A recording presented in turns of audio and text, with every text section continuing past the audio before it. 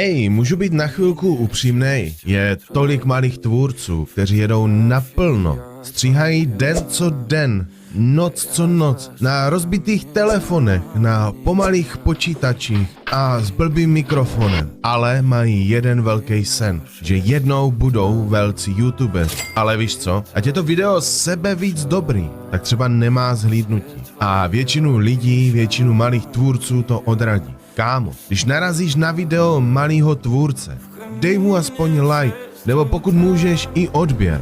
Vůbec nemáš tušení, jak moc to pro něj znamená. Tolik malých tvůrců to vzdá. A ne proto, že by nebyli dobří, ale protože nikoho nezajímali. A všem malým tvůrcům, co tohle slyší, použijte tenhle zvuk. Pomozme si navzájem dostat se na tisíce odběratelů, protože vy si to zasloužíte. Zasloužíte si tu šanci být velcí youtubeři.